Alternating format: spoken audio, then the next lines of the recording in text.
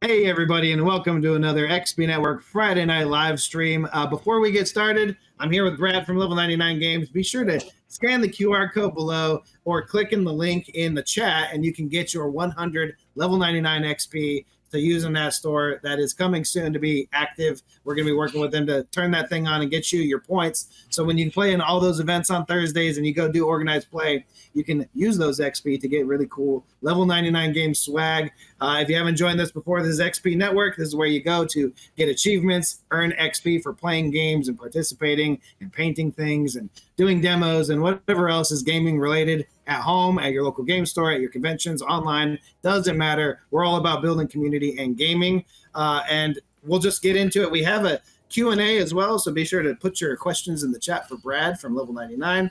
But before we go any further, Brad, who are you and what do you do?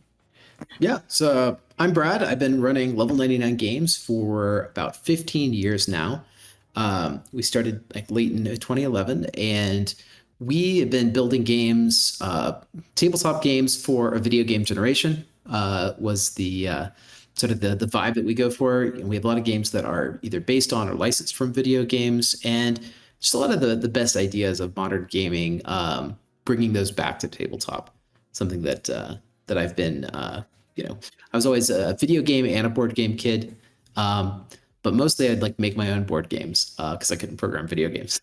So that was an outlet for creativity when I was a kid, and I kind of carried that forward and fell into a career doing it. So it's been really fun. I love making stuff. I love playing games with folks, and I love to make something cool that makes people happy. And so that's why I'm here. I know Brad for, I feel like ever, since probably both of us have been in the industry. We worked together a lot co-publishing. If you haven't watched these before, we worked on quite a few crossover projects with Jasco Games, with Pixel Tactics, with UFS. We did Pixel, we did UFS, 2 UFS sets with us, Seventh Cross and Indians.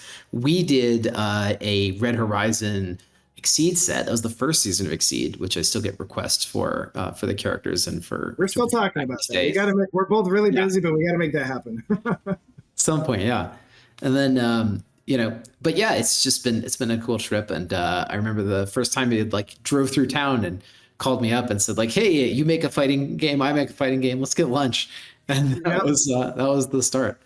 So that was where the legend all began between Level 99 and Jasco, and then just Brad and I's relationship. Brad's an awesome dude. If you haven't hung out with him before, he goes to a lot of conventions and stuff. Very passionate game designer, very good game designer. So you're not going to get like slap and stick crap when you play a Level 99 game. It's really, really thought out, great game design every single time. And I can say that, and we've play tested games that have come out, haven't come out, will come out together. I love your team too. It's a close knit but very passionate, awesome team. Shout outs to Marco as well for doing these events. And I was saying this before the stream. Marco's got like an awesome video voice. I like to listen to him explain games on YouTube and stuff. So, but yeah, we go pretty far back. And right now, you obviously have a lot of new stuff from those old days when we're old men in this industry.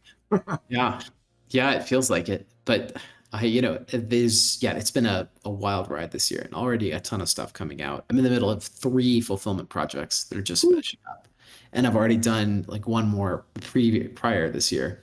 So yeah, just nonstop. But we got a lot of cool stuff coming up. What's some of the new hotness for the fans watching? Yeah, so like what just came out, we just re-released our second season of Exceed. So Exceed 7th Cross just came out in re-release along with Dealer's Tarot, book of card games that you can play with tarot decks, and that Jason also helped me test a couple summers ago. Cool game. Then Bullet Cubed, the big storage box for our Bullet series, which is a real-time puzzle action game. So if you're a fan of like Puzzle Fighter or those kind of like versus falling block battle type games, this is the one to play. Like it's anyway, super cool adaptation. I'm not designer of that one, so I can say it's really fun and I love it. But there you go, yeah. So and then yeah, lots more stuff coming up too. Let's see, we've got Bullet the 2 new expansions for Bullet coming up. So 8 new characters, 8 new bosses. That's coming at the end of June. It's called Bullet Galaxy. I think Shane has the link.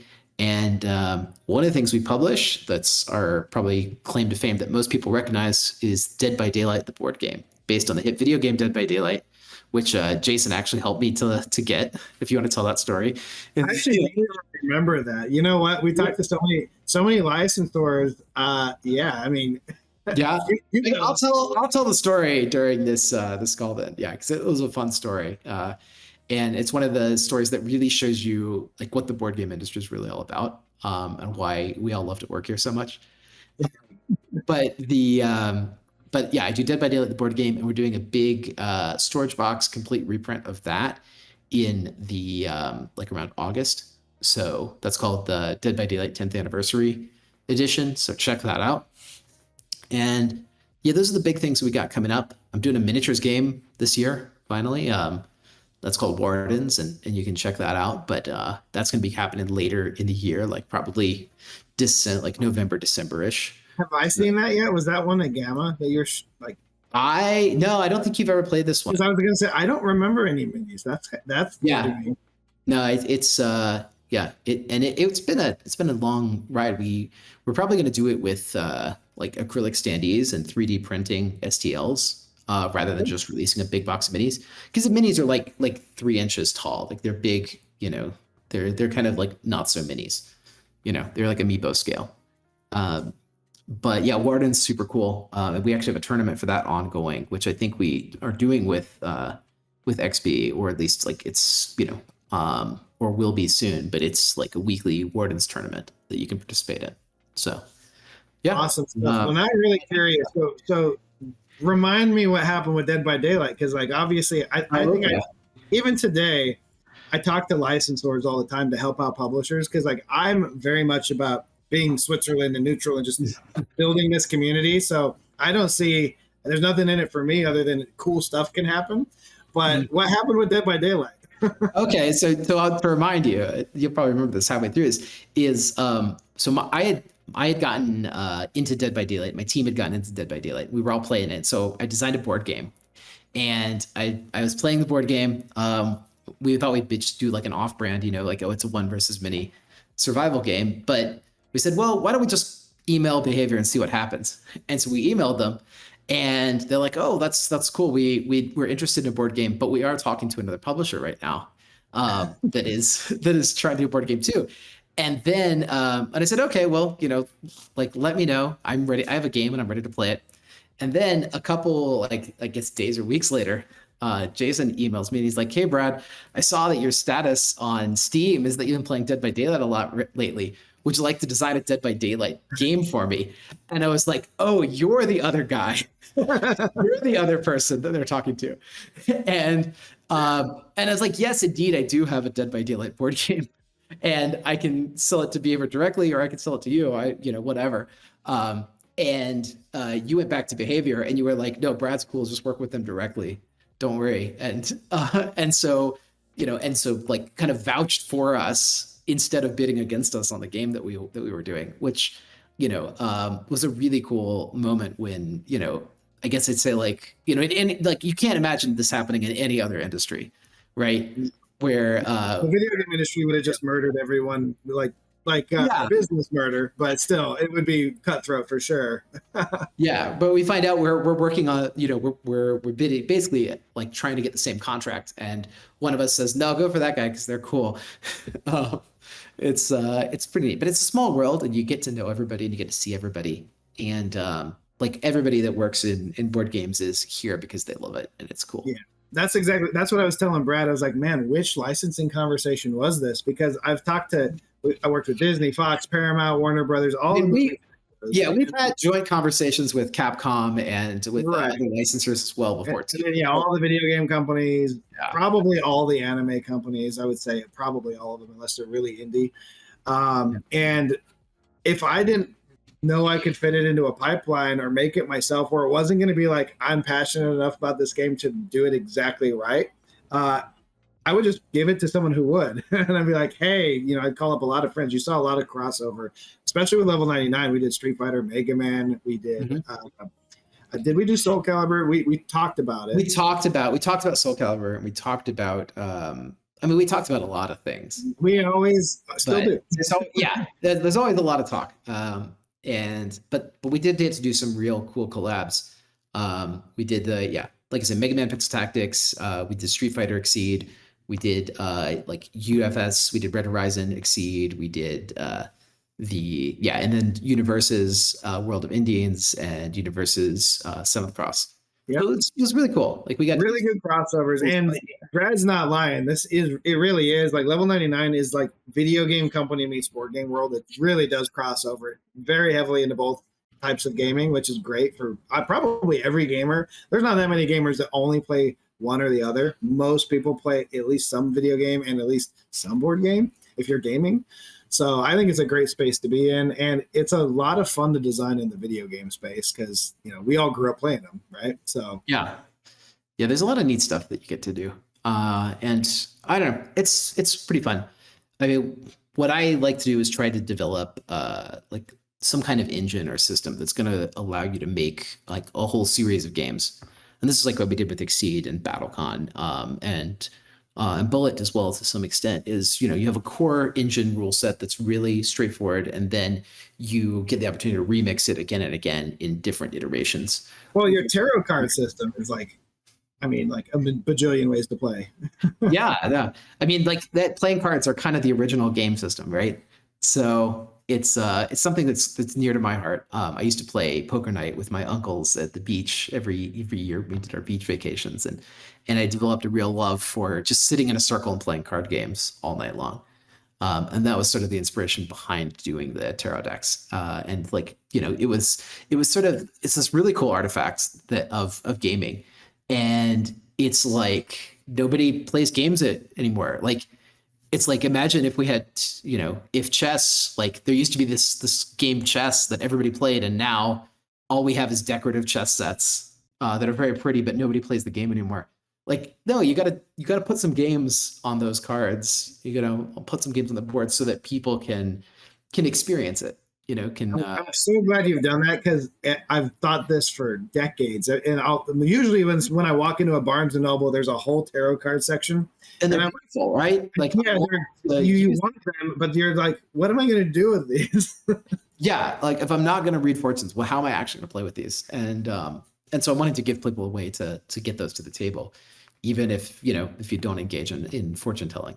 So I love it, and I'm definitely not a psychic, so it doesn't really help for me to have a tarot deck any other way. So yeah, and yet you probably come across one that was too pretty to pass up.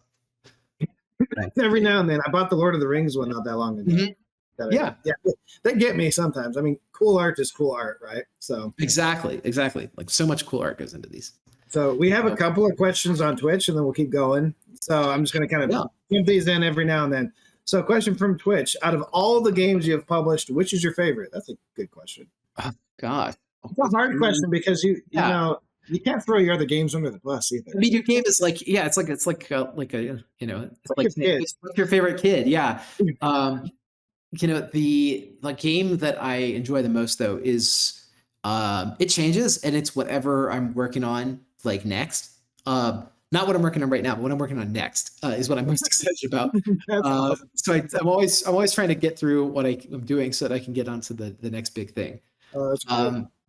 But yeah, so I have a lot of really cool game designs, and I usually have like 6 or 7 things that I'm like actively developing at any time, or designing, I should say, at any time. Some of those make it, some of them don't, but if you ever meet me at Gen Con, like just hanging out after hours in the hotel lobby or whatever, we'll play some card games and you get to see some of the new stuff that I'm working on. Brad is not lying. Yeah. Brad has always had like a vault of games, like not just some game ideas. Like he has like so many games always like cooking up in his head. It's one of the things I love about it is like Brad really cares about game mechanics, and that's why the games end up being so good. You don't always get that, and you do have a team and other designers too, but you do have even if you have other mechanics coming in, you'll have that background to even make those games better. Well, it's definitely a team effort, and this is where I will shout out to Josh and to Marco as my 2 other like core design team. Josh is the designer of Bullet, and me and Josh, we played like 44 versions of Bullet before we settled on the one that we were going to publish. So it was a multi-year project to design that game. And it's,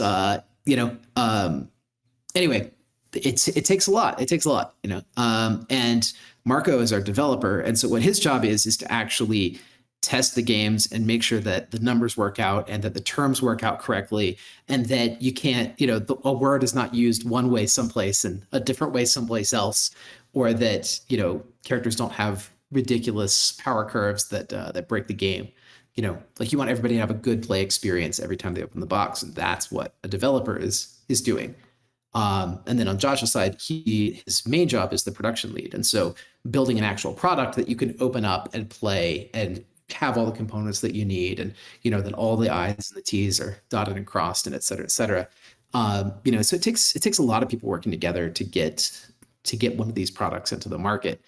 Design is the fun part, but it's a small slice of everything that you have to do to bring a board game to life. It is, and a lot of people don't know how many versions of bad games the game designers make, and we know they're bad. Like you and I, when we make a game, we're like, this iteration is probably going to suck. I say, like, there's a difference between there's a game that's bad and there's a game that's not good yet.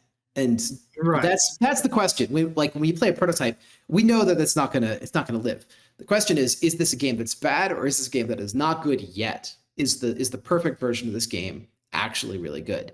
And that, I think, is the good skill of design, and the key skill of playtesting is to be able to see what a game could be, and not necessarily what it is. Developers have to see what it is, and designers have to see what it could be. And that's exactly the dividing line. It's a great way to look at it. And I've got to say, I've been kind of chuckling in the background here. This chat is hilarious tonight. First of all, they said he dodged the question, all caps, because you said your favorite game is the one that you're going to work on next. I guess they really want a specific, like, this is Brad's favorite game that Level 99 makes. Well, let's see. Okay. If you really want like specific game that and this is an answer for today and not an answer for for forever. But my favorite game that I have made so far, probably Millennium Blades, I think, is the most it's the most thematic game that we've ever done. It's the biggest, silliest game. It draws you in. It is an event. Like, it takes you all day to play. And you have to really get in the mood for it and play it. So it's wacky, it's fun, but it is a whole experience. I think something would make a great video game. Yeah, I think it would too. But I think it's the one that most people, after they play it, they can't forget it. Oh, so. Yeah, for sure. I remember the year it came out, like, it was a hit. Like, people everyone was talking about it, especially that Gen Con. I'm like, Brad, you did it. You did it. You got the thing that everyone's talking about at Gen Con.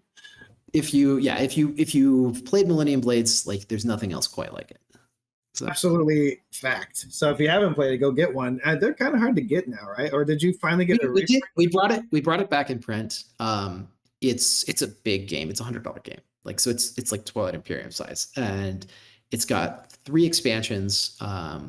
And one of them is sold out, but the other 2 you can get. So most of the content is available now. Hopefully we'll bring the first expansion back in the near future, but there you go. Inventory management is tough. It is. Yeah. Well, especially when you hit, nobody knows you're going to make a hit, right? Like, when you're making a game, you're like, well, how many do I make? 10,000? Like, you're guessing a lot as a publisher. We're like, we think it's good. We think we've talked to a lot of people. They tell us it's good. They could be lying to us. So we're making all these like projections, right? And then when you do hit a hit, like Millennium Blades or Buffy the Vampire Slayer for us was like that. It was like, I think we did like 7, 8, or 9 print runs. I don't even remember. And an expansion. And it was like, well, we had no idea it was going to sell that many. And it's like, how were we supposed to know? Yeah. So you got to keep making it. And that trouble is you can't ever print less. So if you're always wondering, well, is this going to be the one where people, well, to my imposter syndrome, is this going to be the one where people decide they don't like it anymore?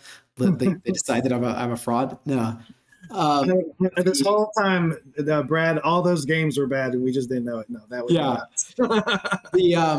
the one that's doing really well for us right now is Spooktacular, and this is like our hot game of the year. We released it at Gen Con last year, and we're now on like starting the 5th print run. It's crazy. I really like that game, by the way. Like, Like we played that a little bit at Gamma. That was the first time I ever played it, and I really, in fact, you just reminded me. I'm gonna order that for here to play with the family. okay. Because that is an awesome game Yeah. for everybody. It's we're doing the expansion in October this year. Good timing. Expansion, and we've got some cool stuff for the expansion. We're doing a like those player boards, and you have your monster that's a player board. So what we did is we did a Spooktacular double feature, and it's a second board for every monster that just changes the way that they play. And so we're going to double the content of the game and add 10 more monsters on top of that in the new in the next upcoming stuff. So anyway, I love the way you laid it out, that everything is like a movie poster, like typical horror movie monster poster character, right? Like it's and the mechanics match them perfectly. I love it. Yeah, it was a great, fun game to do the thematics for. It's got a soundtrack. Like the soundtrack for Spooktacular is actually super cool. Like we talked about that too. So I have a contact that's doing completely eco-friendly green record labels for games, like like limited run records that are, and even the paper that comes in the record is like seed paper that you can plant. Interesting. So when any of the throwawayable part of the record goes into the ground, it's pretty cool, because I didn't know this, but my brother's a record collector, and I guess they're really bad for the environment normally. I had no idea. Well, we do press vinyls for the for Bullet. We have like 3 or 4 now Bullet soundtracks, because all of the characters have their own original themes. Well, let me connect you to my buddy, because it's just a cool way to do a limited run. Maybe we'll do a drop for it. Maybe we can partner on it. That would be super. There's so many more questions here. I wonder how long Garrett Kiley says Spooktacular is great. I remember playing that with him in Gamma too, or at least watching him play. Let's see. Wow, was there? Oh, from Twitch. Wow, was there a crossover that you both really wanted to work on but never happened? Probably. I mean, I think we really wanted to do we had a big Mega Man board game. We had an awesome Mega Man board game, and it was fully designed and ready to go. But the I think that was like right around the time that Universes that you were getting out of that, and then the new owners fully went into the card game, and so we didn't get to publish the. It was ready to go. It was like almost like launchable, good and a great game. The minis for this were so cool. They were super cool. That's cool. I wish this came out. One day we're gonna have to convince Capcom. Well, we just have to talk to Capcom again. Yeah, like that's like, they've been harder for, like, I guess ever since I got out of publishing. Like they just don't want to talk to me. It's I feel like I'm really good friends to Noriko. Noriko, come on over there at Capcom. Come on. You want to make cool games. We know the Capcom licenses are peeking in on our stream right now. So yeah, come on, Capcom, you know it. So this is Twitch, you're watching. But this is a fun chat though. What challenges do you face to reprint past licensed games like BlazBlue, for example? That's a pretty good question. Yeah, it is complicated. It is. I mean, we have to, really, it depends on renewal. Like BlazBlue is nice because it's with Arc System Works, and so when you get like the Arc System Works license, you can bundle like Guilty Gear and BlazBlue and Under Night together, and that's one reason we were able to keep it in place for so long. So hopefully we'll get to do more Guilty Gear in the near future, because one of our most requested sets is to do the remaining 12 characters from Guilty Gear that have come out. So I hope we get to do more Guilty Gear, and if we get that, we probably will get to do BlazBlue again. So and I could do the rest of the BlazBlue cast, which would be super fun. Because that is a huge cast, and we only got to do like half of it in the first run. So it's cool. I think really, like Jay said, it's about maintaining relationships with the licensors, and it is, it's really challenged mostly because these things are a revolving door, and a license, after you've run it once, they really want to move it to somebody else and get a new product out. So I think we got really lucky with Dead by Daylight, because when we approached them, we said, we've got a 5-year project, and we're not going to do the Elden Ring board game or the Bloodborne board game where we just make 30 expansions and we sell a $500 package on day one.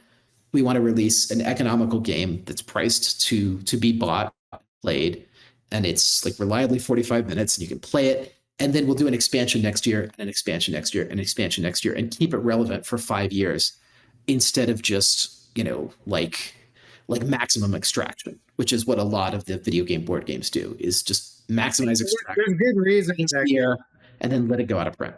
Yeah, like Brad said, most of these licensing agreements, just a little bit behind the curtain, are a 3-year deal. It's the most standard licensing agreement, and it doesn't mean you can never work with them again, but it typically means you need to have a new contract. It's not going to automatically renew. It's going to cost you more money. They have a thing called a minimum guarantee, and that means you're promising quite a bit of money up front that I'm going to make this and sell it, so it's worth their time. Makes sense that they have those. But a 5-year deal is not unheard of either. It's just they trust you a little bit more. You have a better vision for their IP, intellectual property, and you're going to do something that they really want to see for their brand. And with Dead by Daylight, best I've ever seen. Yeah, well, with Dead by Daylight, the idea was we don't want to just make a piece of merchandise. Like, we want to make something that is an entry point for the series, like part of Dead by Daylight's ecosystem, and we want to keep it in print for as long as the game stays relevant, as the video game stays relevant. We want to keep the board game relevant too. And so it's a long-term partnership that we built with them. And I'm really excited about that, because that's the kind of thing I really want to do. I don't want to just make like merch. I mean, I've made some merch before, and like merch is fun. I like collecting things. But I also have a vision for, bringing a game's mechanics and an environment to life on the table. So, so I want to do that.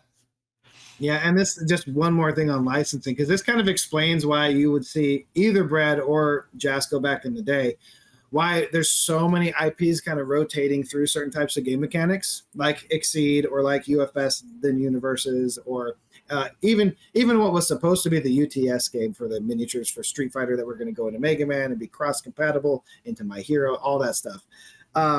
It's because of these 3-year terms, because even if we have a great relationship with any licensing partner, they may not work there in 2 years. You might just get a completely refresh on the licensing people, or that's usually the case. There's a lot rare for somebody to be in, like, to end with the same licensing manager you have at the start of a contract. And also, I'd say that the with 3-year contracts, it takes us about 22 months. If I have a game fully ready to go and I'm like, all right, guys, let's start working, it's about 22 months to press, which means that if you're doing a licensed game and you got a 3-year term, you better have the game designed on day 0 when the clock starts, because you've got to get it to market and sell the run by the end of that term. Yep. Yeah, they don't get, sometimes they'll give you a little bit of extra, or they'll give you a sell-off period, but it is a race. It is and you're kind of at the mercy of approvals too. If you have a licensor that's very strict on this art needs to be changed 800 times, like Mortal Kombat was one that, like, yeah, I remember you telling me the story where you just flew, like, they weren't doing the approval quick enough for you, and you just flew out to Warner Brothers offices and showed up at their front door and was like, all right, guys, we're going to do this approval today. Yeah, we sat there in a meeting and we're like, okay, here's the art. We're going through it right now. This needs to be approved. We have too much art for Mortal Kombat for all this stuff. And that was another thing that was going to be in the UTS system. Oh man, so many cool minis that never got to live. And we had them designed and everything, approved mostly. Yeah, what a cool system. Shout outs to Angry Joe and the Angry Joe Show for all that. I wish that was still going. That was a really cool, those minis themselves were so cool. But Mortal Kombat was, I made probably my biggest mistake as an early publisher in licensing ever. Because the year I got Mortal Kombat was the same year I got Dragon Ball Z. And I announced them at Gen Con going, sweet, we have these IPs. We can legally talk about it. Let's do it. First mistake. We announced it like right after we signed ink to paper, which means the game wasn't coming out for. Yeah, you had 2 more years to go, minimum. So we just killed our hype on accident. Second thing, we didn't know that even though we had the agreement with Dragon Ball, Bandai was going to come in, make a TCG, block all of the other licensees, and basically stop that game from ever living, which, by the way, I think it finally is coming out on Kickstarter this year, maybe. I've heard that old game from it's 10 years ago probably when I did this. And in Mortal Kombat, I didn't know it was going to take 7 years to get through approvals, and they apologized for their delays, like Brad said, to get it through the line. I didn't know it was going to take that long. So huge mistake. And this is why from that point forward, it was like probably 2015. From that point forward, I never announced a game if it wasn't ready to go ship for distribution. Yeah. Like when the game is on a boat or when the presses are turning is a good time to talk about your game. Because when the presses are turning, you got about 3 months before it lands in the States and can actually go to stores. So yeah, for you publishers out there that are looking to get into licensing, or people that want to become a publisher and need a license, it's expensive. It is not in your hands for sure. It's their property. It is time consuming, and there's a lot of things you can do wrong, and they expect lots of money back, or they will never work with you again. But you do get to work with cool brands that you love. That's the only reason we do it. It's because I made a Street Fighter game. I made a Mega Man game. I made a Guilty Gear game. I made a Dead by Daylight game. I made a Blaze Blue game. These are really cool things that not a lot of people get to say. But I did. I was there. So it's to me that's part of the dream, right? Is getting to work on some of the brands that we love.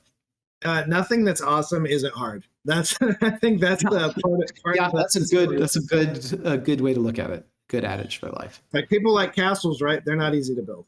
If you want a castle, it's hard. It's expensive. If you want a really cool game that isn't your property, it's not going to be easy.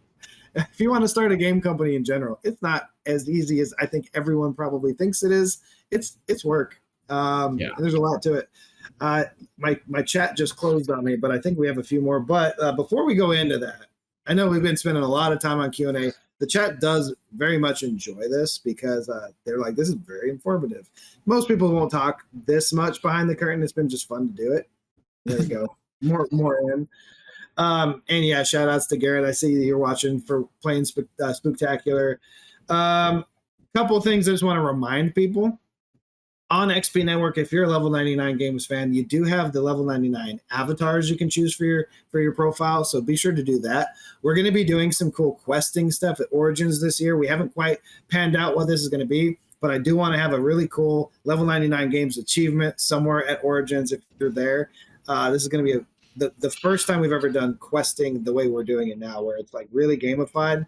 You get achievements that can affect gameplay in person, which is really, really cool. And they can level up, and you can do them where they level up and you have to go from quest A to B to C, or it's more like Pokemon and you got to collect them all and they go in any order. And you can level up your character. So, and then there's multiple dimensions. This is going to be a lot of fun, and I can't wait to see what we come up with to put this up for Brad. We are also going to do a crowdfunding quest, I believe, is in the works. So if you can follow the crowdfunding campaign, I believe there's a new one coming up if you want to talk about that. You'll get an achievement there too, and some XP, and maybe some cool swag we have on site at Origins. And then I'm going to jump back into lots of chat stuff. But yeah, what's coming up on the crowdfunding docket? Yeah, Bullet Galaxy is the big thing. We just delivered, so I'll give you, let's say Bullet again, it's our puzzle fighter board game, right? Tokens come onto your board, they drop down, you arrange them in patterns, delete them, throw them over to your opponent. They have to deal with it. The first person that gets overflows too many tokens explodes and loses. There's about at the end of all this, there's going to be 40 different heroines that are playable. Everyone's got unique mechanics and a unique way to play the game.